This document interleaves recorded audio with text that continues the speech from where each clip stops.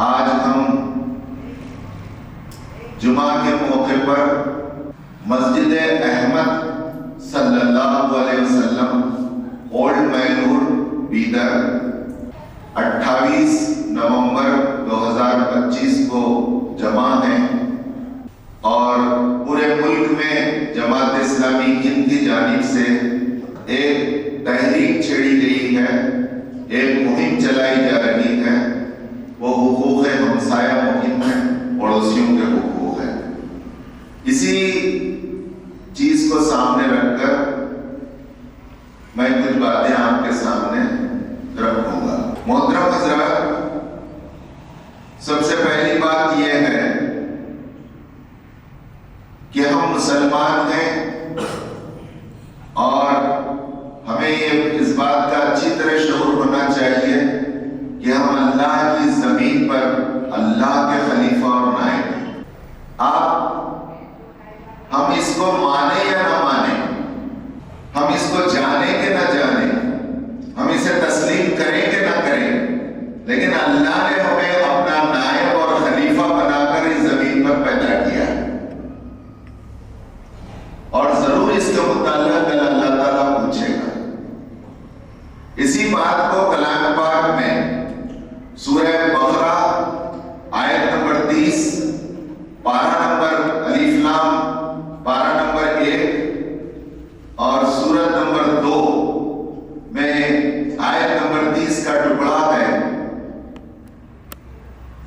وَإِذْ قَالَ رَبُّكَ لِلْمَلَائِكَةِ، یاد کرو وہ موقع جب اللہ تعالیٰ نے ملائکہ سے کہا، فرشتوں سے کہا، انی جاعل فی الارض خلیفہ، کہ میں انسان کو اپنا نائب بنا کر پیدا کر رہا ہوں۔ ہم قرآن کا مطالعہ کیے تھے تو ہم کو اندازہ ہوگا کہ یہ آیت وہ پورے ڈسکشن کے پس منظر میں ہے جس میں اللہ تعالیٰ نے انسان کی تخلیق کا فیصلہ کیا اور پھر فرشتوں سے اللہ تعالیٰ کا مکالمہ ہوا کہ اے اللہ، عبادت کے لیے ہم کافی ہیں، آپ کیوں پیدا کر رہے ہیں؟ تو اللہ تعالیٰ نے کہا کہ نہیں، میں عبادت کے لیے تو میرے فرشتے ہیں اور پورے نباتات، حیوانات، پوری جمادات، پوری دنیا میری تسبیح کر رہی ہے، پورا بحر و بر میں سارے تسبیح کر رہے ہیں۔ اس کے ساتھ ساتھ میں خلیفہ بنانا چاہ رہا ہوں، اس لیے میں انسان کو پیدا کر رہا ہوں۔ اس کے بعد کہا گیا کہ اس کا اتنا بڑا مقام رکھ رہا ہوں کہ تم سب اس کو سجدہ کرو۔ فرشتوں نے سجدہ کیا الا ابلیس، ابا، سوائے ابلیس کے۔ بہرحال میں اس تفصیل میں گئے بغیر، وہ بڑا دلچسپ یہ ہے، تفصیلات ہیں قرآن مجید میں جو سورہ بقرہ میں درج ہے، پہلے پارے میں درج ہے۔ تو یہاں ہم مانیں کہ نہ مانیں، ہماری حیثیت اس زمین پر اللہ کی نائب کی ہے اور ہم اللہ کے اس زمین پر ایمبیسیڈر ہیں۔ ایمبیسیڈر یعنی نمائندہ ہیں۔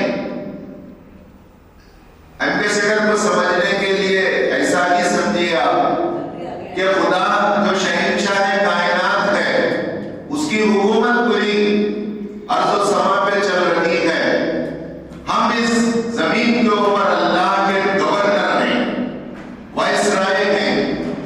گورنر کیا کرتا ہے؟ گورنر حکومت کا جو کانسٹیٹیوشن ہے اس کی بات کرتا ہے۔ تو ہم اللہ کی زمین پر گورنر ہیں، تو اللہ کا کیا دستور ہے؟ اللہ کا دستور، اللہ کا کانسٹیٹیوشن، اللہ کی بات، اللہ کی کتاب ہے، کتاب اللہ ہے۔ اور اس کتاب اللہ کو ہمیں جاننا چاہیے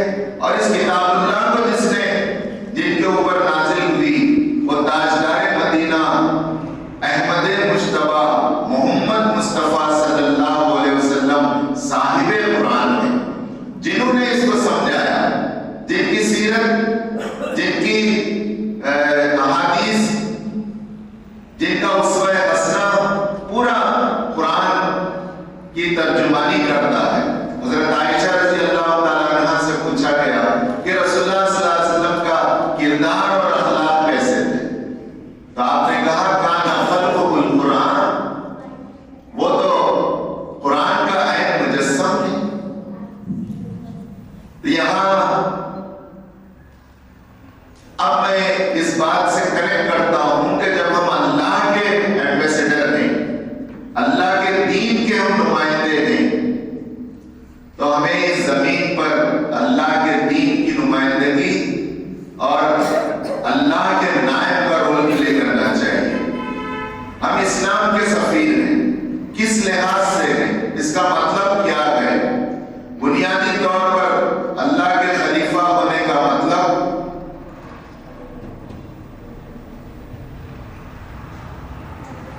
یہ ہے کہ ہمارا رویہ، ہماری بات اور ہمارا اخلاق و کردار ایسا ہو جس سے لوگوں کو معلوم ہو کہ یہ مسلمان ہیں۔ وہ مسلمان ہیں جو قرآن کو پڑھے ہوئے اور جانتے ہیں، وہ مسلمان ہیں جو محمد صلی اللہ علیہ وسلم کو اپنا ہادی اور رہبر اور اللہ کا رسول مانتے ہیں، اور ہم وہ مسلمان ہیں جو اس زمین کے اوپر، اس آسمان کے نیچے قیامت تک کے لیے اللہ کے دین کا آخری پیغام اور میسج ہے۔ اب ہمارا رویہ کیسا ڈھلے گا؟ اس کو حدیث میں رسول اللہ صلی اللہ علیہ وسلم نے بتایا، جو میں نے ابتدا میں پڑھی، الدین النصیحہ۔ پوچھا گیا دین کیا ہے؟ رسول اللہ صلی اللہ علیہ وسلم نے دین کی ایک جامع، مختصر، یاد رہنے والی، لوگوں کو بتانے والی، ہمیشہ جس کو نہ بھولا جائے، آپ نے کیا رسول اللہ صلی اللہ علیہ وسلم کی شان ہے؟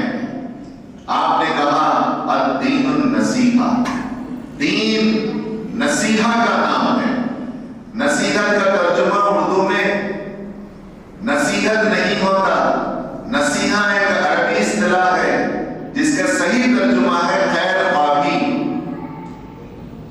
بھلائی چاہنا، کسی کے لیے بلیسنگ بن جانا، کسی کے لیے ہم سایہ بن جانا، کسی کے لیے ہم معاون و مددگار بن جانا، کسی کے لیے ہم غمخوار بن جانا، کسی کے لیے ہم ضرورت پوری کرنے والا بن جانا، اس حد تک اپنے کیریکٹر کو اٹھانا کہ سامنے والے کو یہ بتا دیں کہ میرے وجود سے تم کو صرف خیر کی امید رکھنا چاہیے، میں تم کو شر پہنچانے والا نہیں ہوں۔ اب اس کے بہت سے ذرائع، یہ نصیحت، یہ خیر خواہی ہمارے قول سے ہو، ہمارے عمل سے ہو، ہمارے رویوں سے ہو، ہمارے پورے ڈھلنے والے اخلاق، کردار اور کیریکٹر سے ہو۔ اور یہ کہاں کہاں ہو؟ صرف مسجد ہی میں نہیں، صرف گھر ہی میں نہیں، بلکہ یہ پورے محلے میں ہو، پوری بستی میں ہو، پوری لوکیلٹی میں ہو، اسٹوڈنٹس ہیں تو پورے کالجز میں ہو، ہم قریب کے رشتہ داروں میں ہوں، دور کے رشتہ داروں میں ہوں، پڑوسیوں میں ہوں، وقتی پڑوسی اگر کوئی ہے، بس میں سفر کر رہے ہیں، ٹرین میں کر رہے ہیں، پلین میں کر رہے ہیں، تھوڑی دیر کا کوئی پڑوسی ہے، ساتھی ہے، اس کے ساتھ تک ہو۔ اب یہ الدین النصیحہ، دین کیا ہے؟ دین خیر خواہی کا نام۔ اس کا ایک ذریعہ میں ذکر کروں گا، ایک دو ذرائع کیونکہ وقت نہیں ہے۔ سب سے پہلا ذریعہ ہے السلام علیکم رحمت اللہ وبرکاتہ کہنا، اور اس میں پہل کرنا کہ اے مجھ سے ملنے والے، تجھ پر سلامتی ہو اللہ کی، تجھ پر رحمتیں ہوں، تجھ پر برکتیں ہوں، یہ دعا دینا۔ اس کا دوسرا مطلب یہ ہے کہ تمہارے لیے میری طرف سے یہ ڈکلیریشن اور اعلان اور اظہار ہے کہ میں تمہارے لیے خیر خواہ ہوں، میں تم سے مل رہا ہوں، میرا اور تمہارا تعلق ایک دوسرے کو، میں دھوکہ نہیں دوں گا، میں جھوٹ نہیں بولوں گا، میں ظلم نہیں کروں گا،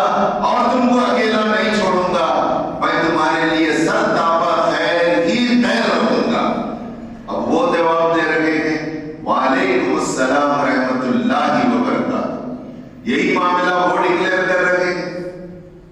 اب آپ بولیں گے برادران وطن کے ساتھ کیا ہو؟ برادران وطن کے ساتھ بھی تھوڑا سا الفاظ بدل کر آپ بالکل کہہ سکتے ہیں، دو جملے ایک جملہ آپ پیار محبت اور دعائیاں دے سکتے ہیں۔ بھائی آداب و سلام ہو تم پر، بھائی اللہ کی بلیسنگ ہو تم پر، رحمتیں اور برکتیں ہو، گاڈ بلیس یو۔ ہاں ہم انہیں بھی مسکراتے ہوئے مل سکتے ہیں۔ حدیث کے مطابق سلام کرنا سنت ہے، جواب دینا واجب ہے، اور سلام کر رہے ہیں گویا تو اس کو دعا کہاں دے رہے ہیں، اپنے لیے اس سے دعا کرا لے رہے ہیں۔ پھر دوسرا یہ کہ سلام کے ساتھ ساتھ تحفے تحائف ہیں۔ ہمارے پاس ہوتا یہ ہے کہ جہاں سے حصہ آتا ہے وہیں حصہ جاتا ہے، جہاں سے گفٹ میں چھلا آتا ہے ہماری خواتین وہیں اسی رشتہ دار کو پھر واپس چھلا دیتے ہیں۔ کوئی اگر 1100 ایئر کرتا ہے تو اس کو ہم 1100 ایئر کرتے ہیں۔ یہ دو طرفہ ادھر سے آیا تو ہم دیں گے، یہ نہیں ہونا چاہیے۔ تحفے تحائف دینا مسنون ہے، سنت ہے، ہمیں دینا چاہیے آگے بڑھ کر۔ اور حدیث کا مطالعہ، سیرت کا مطالعہ بتاتا ہے کہ ویسی جگہ جانا چاہیے جو ہمیں تحفہ نہ دے، ہم اسے دیں تاکہ محبت بڑھے، خیر خواہی بڑھے۔ میں اپنی گفتگو آگے بڑھاتے ہوئے آپ کے سامنے یہ بات رکھنا چاہوں گا کہ ہم محلے میں جہاں کہیں ہوں، ہمارا محسوس ہونے والا وجود ہو، محسوس ہونے والے سے مراد ہم یہ اپنے عمل سے بتا دیں کہ ہم مردہ نہیں ہیں، ہم زندہ ہیں۔ میں تمہارے ہر خوشی میں آ جاؤں گا، چاہے رسم ہو، شادی ہو، چاہے کچھ بھی دعوت ہو، پڑوس میں اس دن چھٹی لے لوں گا، آپ کی کام میں ہاتھ بٹاؤں گا۔ اسی طرح غم کا موت کا موقع ہے، بیماری اور ہرس مرس کا یہ ہے، تو جا کر ڈکلیئر کریں کہ کیا ہوا، میں کیا کر سکتا ہوں، ایمانداری کریں، دواخانے کو جائیں، گھر کو جائیں، خاتون ہے تو بیوی کو لے جائیں، بچی ہے تو بیٹیوں کو لے جائیں۔ اس لیول تک ہمیں کرنا ہے۔ پورے حدیث کا نچوڑ یہ ہے کہ جب تک ہم یہ سرٹیفکیٹ نہیں لیں گے، اللہ تعالیٰ ہمیں جہنم سے خلاصی کا سرٹیفکیٹ دینے والا نہیں ہے۔ ہماری نمازیں، ہمارے روزے، ہمارے عبادات، ہمارے سارے نیک کام ہمارے منہ پر مار دیے جائیں گے۔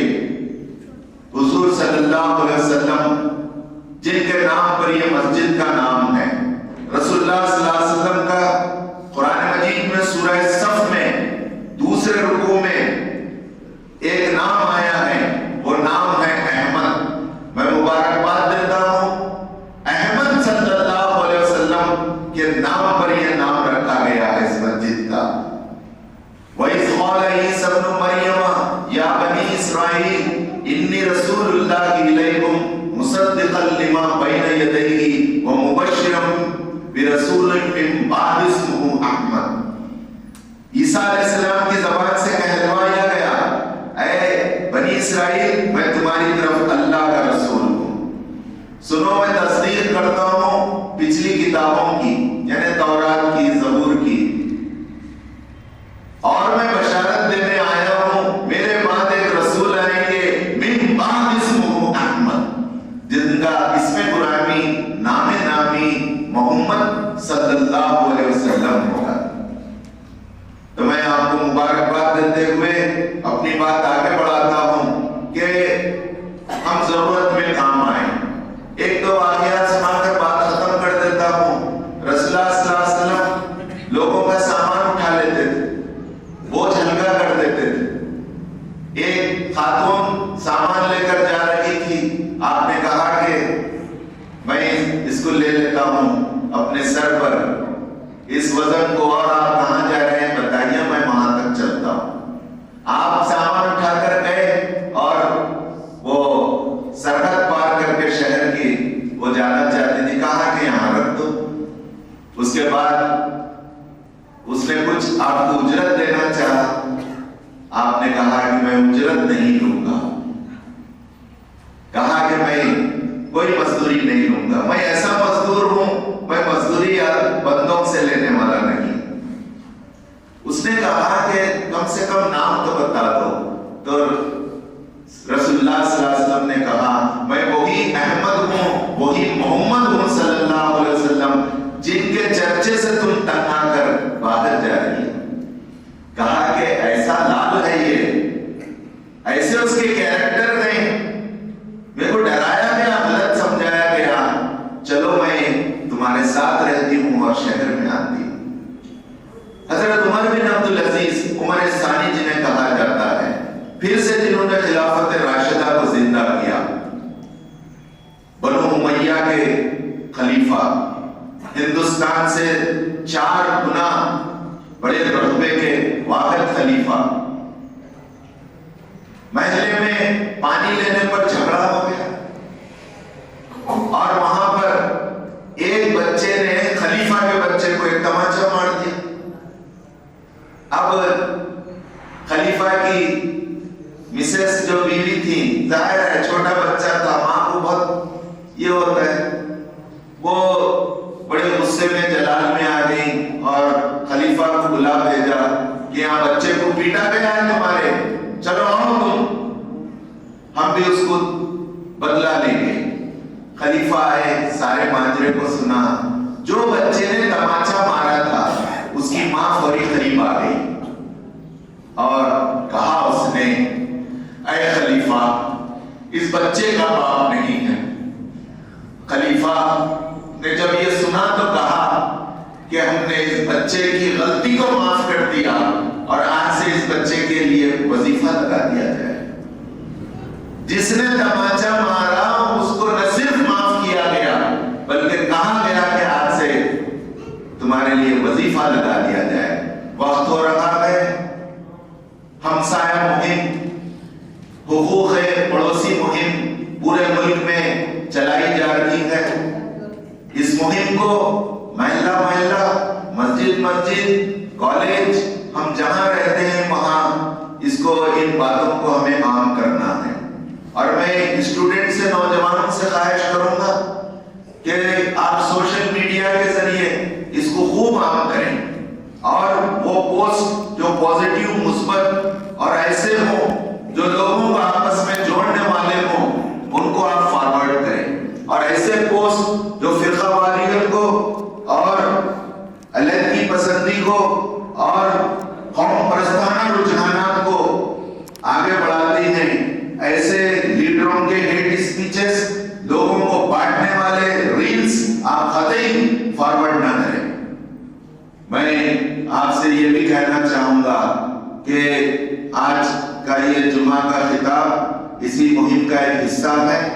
میں مبارکباد دیتا ہوں مسجد احمد صلی اللہ علیہ وسلم کی انتظامی کمیٹی کو، خاص طور سے جناب عبدالقیوم صاحب پٹیل جو صدر ہیں یہاں کے، اور سیکریٹری صاحب اور تمام مسجد کمیٹی کے ممبران کا میں شکر گزار ہوں کہ انہوں نے آج ہمیں یہ موقع عنایت فرمایا۔ آخر میں ایک شعر کا ٹکڑا آپ کو بولوں گا جو ساری بات کو آپ کو سمجھا دے گا۔ ہمیں اس پلورل سوسائٹی میں صرف مسلم محلے میں نہیں، پڑوسی سے مراد مسلم، غیر مسلم، سارے شہر کے، قریب کے، دور کے پڑوسی آتے ہیں، رشتہ دار بھی آتے ہیں، غیر رشتہ دار بھی آتے ہیں، مسلم بھی آتے ہیں، نان مسلم بھی آتے ہیں، گھر میں، محلے میں بھی آتے ہیں، کالج میں بھی آتے ہیں۔ ہم کیسے رہیں؟ شمع محفل کی طرح، شمع محفل کی طرح، سب سے جدا، سب کا رفیق۔ ہم اس تکثیری سماج میں، اس ملے جلے سماج میں، ہمیں اپنے اسلام اور مسلمان کے رنگ میں پکا رنگ صبغت اللہ کا، اللہ کا رنگ جو پہلے پارے کے آخر میں اللہ تعالیٰ نے کہا صبغت اللہ ومن احسن من اللہ صبغا، اللہ کے رنگ میں رنگ جاؤ اور اس سے بہتر رنگ اور کس کا ہو سکتا ہے؟ اللہ کا رنگ، اللہ کے دین کا رنگ، پیارے نبی صلی اللہ علیہ وسلم کی سیرت کا رنگ، قرآن کا رنگ، شمع محفل کی طرح سب سے جدا، سب کا رفیق۔ ایک مسلمان کو کیسا رہنا چاہیے؟ جیسے محفل میں ایک شمع ہوتی ہے، ایک لائٹ ہوتی ہے، سب سے جدا وہ ٹیوب لائٹ دور ہے، بہت دور ہے ہم سے، ہمارا ہاتھ بھی نہیں جاتا، سب سے جدا، سب کا رفیق، سب سے جدا ہے وہ، نظریات کے لحاظ سے، عقائد کے لحاظ سے، کردار کے لحاظ سے، سوچ و فکر کے لحاظ سے، اور رویوں اور کردار کے لحاظ سے سب کا رفیق، کٹے ہوا بھی نہیں ہے، خالی گھر میں بیٹھ رہا ہے، گھر سے مسجد کو آ رہا ہے، مسجد سے گھر کو جا رہا ہے، آفس سے مسجد کو آ رہا ہے، مسجد سے آفس کو جا رہا ہے، کالج سے مسجد کو آ رہا ہے، پھر مسجد سے کالج جا رہا ہے، کالج سے گھر کو جا رہا ہے، نہیں، شمع محفل کی طرح سب سے جدا، سب کا رفیق، جدا ہے یہ، اس کا کردار ہی الگ ہے، اس کی سوچ و فکر کی اسلامی ہے، چاہے یہ پلورل سوسائٹی میں رہتا ہے، ایک ایسے سماج میں رہتا ہے جہاں پر کئی مذاہب کے لوگ بستے ہیں، ان سب کے بیچ میں رہتا ہے، سب سے جدا لائٹ کی طرح، سب کا رفیق، لیکن کٹے ہوا نہیں ہے، سب کے ساتھ رہتا ہے۔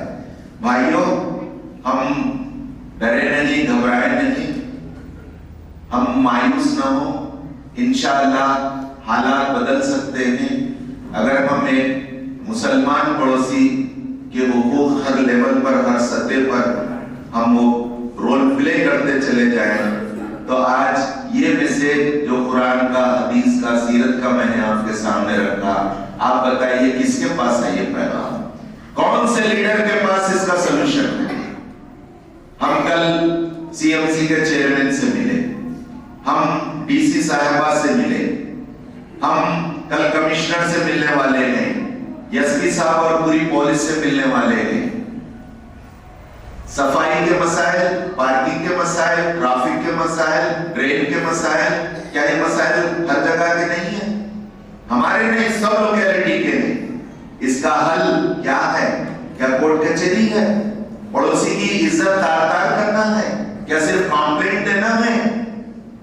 ہم نہیں چاہتے، ہم چاہتے ہیں کہ سماج کے اندر صبر کیا ہوتا ہے بتائیں، خیر خواہی کیا ہوتی ہے اسے بتائیں، ہم اپنے رویوں سے بتائیں کہ قوت برداشت کیا ہوتی ہے، ہم اپنے اخلاق اور کردار سے ہم ڈھال بن کر کھڑے ہو جائیں کہ یہ میرا پڑوسی ہے، اس کی جان کی، اس کی عزت کی، اس کی آبرو کی، اس کے بال بچوں کی، اس کی حفاظت ہم کریں گے انشاءاللہ۔ وآخر دعوانا الحمدللہ۔